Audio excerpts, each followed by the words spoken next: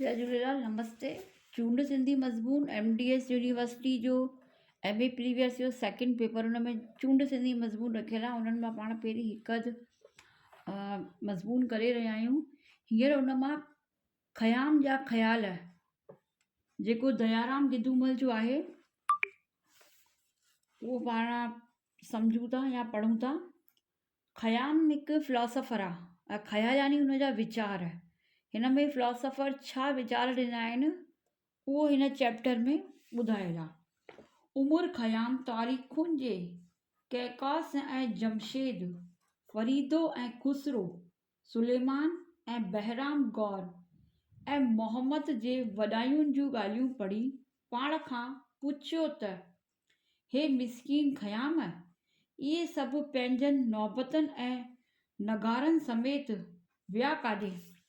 हिन में फ़िलासफ़र चए थो कि ही ख़याम जेको फ़िलासफ़र जो नालो आहे, हिननि में ही जेके जमशेद, फिरदौन, खुसरो, सुलेमान, बहराम, ही सभु वॾा वॾा फ़िलासफ़र आहिनि। त हिन में चवनि था कि हू वॾा वॾा फ़िलासफ़र दुनिया में पंहिंजो हेॾो नालो करे करे केॾां विया हली।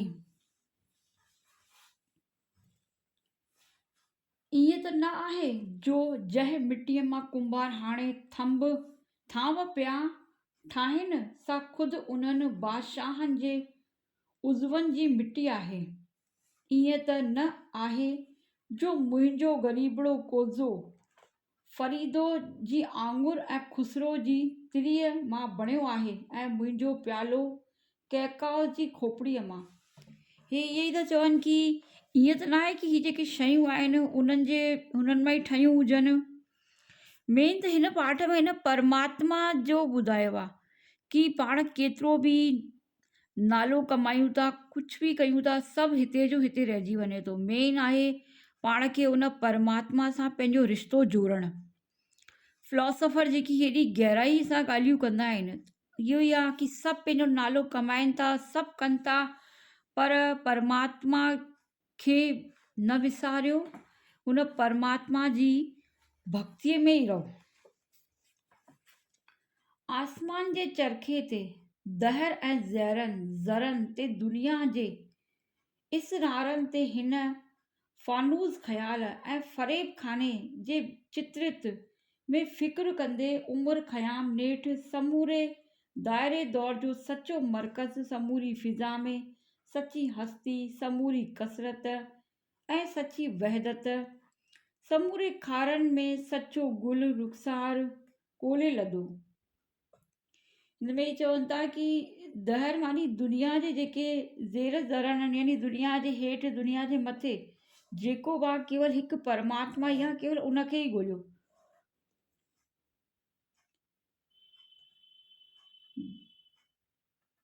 ऐं उन्हनि हिक खे जहान जी जान सम्झो ऐं जहान खे संदसि बदन। परमात्मा खे केवल सम्झो, जेके बि आहिनि केवल परमात्मा ई आहे।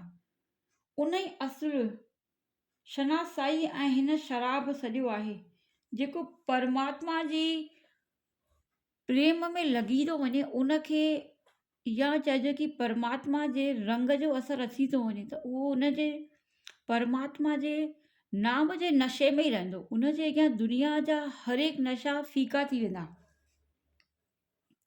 उहो शराब ज़माने जो खूनी उन ई असुल शनासीअ खे हिन शराब सॼो आहे ऐं चयो अथसि त उहो शराब ज़माने जी खूनी जो रत आहे ऐं माण्हुनि जो रत पीअण खां ज़माने खूनीअ जो रत छो न पीआं।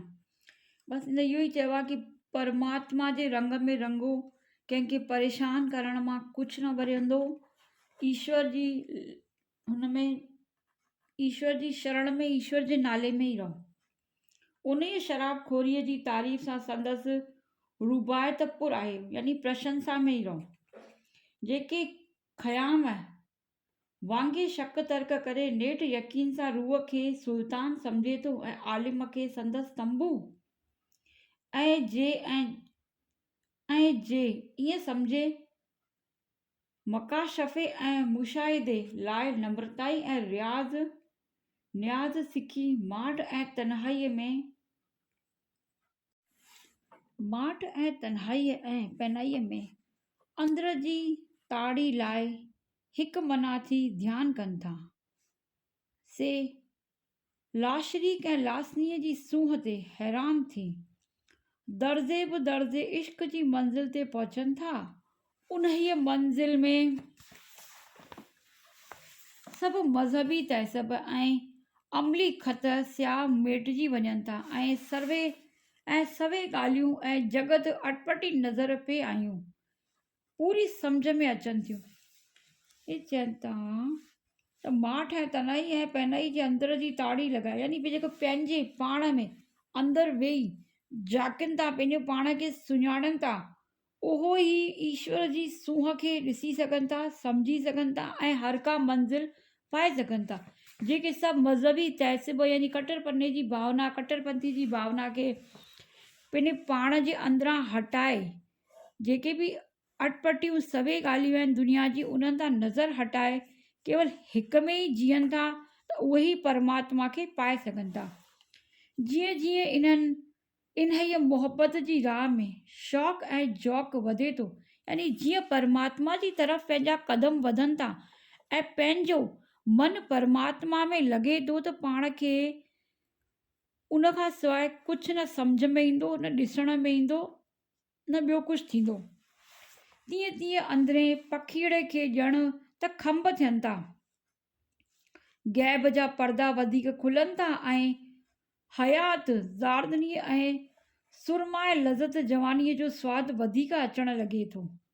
अहिड़ो आशिक़ हिक बि अहिड़े आशिक़ खे ॿ हरगिज़ नथो चए ऐं संसार जे तालाब में कमल गुल वांगुरु निर्लेप रहे थो। जीअं स्वामी जिन ॿुधायो हो, रहन मंझि जहान में निर्लेप थी, कमल वांगुरु निर्लेप थी करे पाण खे, जीअं कमल जो गुल मिटी कीचड़ में रही करे बि निर्लेप आहे, उनजे मथां कीचड़ जो, मिटीअ जो या कंहिं बि तरह जो को असरु कोन्हे, तीअं ई इंसान खे बि संसार में कमल जे गुल वांगुरु निर्लेप थी करे रहणु घुरिजे।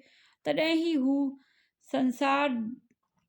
संसार में रही करे बि परमात्मा खे प्राप्त करे सघे थो। उनजे मौज शौक़ ऐं जेके गैब जा पर्दा आहिनि, यानी जेके अज्ञान जा पर्दा आहिनि, उहे खुलनि था ऐं पाण खे ज्ञान प्राप्त थिए थो। आख़िर प्रेम जी कीमिया हुन खे ॼण त ईअं सूरत ॾिए थी ऐं उन ई सूरत में ॼण हू दुनियावी अकुल खे त टे तलाक ॾेई हक़ीक़ी अंगूर जी धीअ सां शादी करे थो ऐं ख़लवत करे ख़ामोश थी कसरत किल्लत जी ॼार खां छुटी साकन महरात असलत थिए थो, यानी हू परमात्मा जी यादि में या परमात्मा जो ज्ञान उनखे एतिरो प्राप्त थिए थो जो हू सभिनी शयुनि खां हटी अज्ञानता जा पर्दा हुनजा खुलनि था ऐं हू ज्ञान जे द्वारा परमात्मा जे द्वार में प्रवेश करे थो ऐं हुन जी जेके बि आहिनि ॻाल्हियूं, जेको पाण सोचियोसीं काम क्रोध लोभ मोह, इन्हनि सभिनी खे त्यागे करे हू परमात्मा सां ई पंहिंजो इश्क करे थो ऐं हुनखे प्राप्त करे थो। शाल हक़ीक़त ऐं अमर फत ॾे असांजनि माण्हुनि जे ख़्याल थिए ऐं हिकु सचे खे सुञाणी, इहो सभिनी में ॾिसी वैर विरोध त्यागे हिक ॿिए सां सुलूक सां रहनि, यानी पंहिंजे मन जो वैर खे त्यागे करे हिक ॿिए सां एकता सां रहनि, दिलियूं न दुखाइनि, कंहिंजी दिलि न दुखाइनि ऐं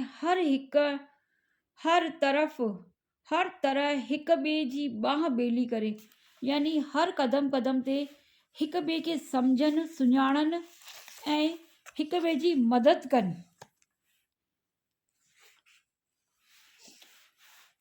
हिक ॿिए जा बांह ॿेली थी मुल्क जो फ़ाइदो कनि ऐं सचो सुख हथ कनि।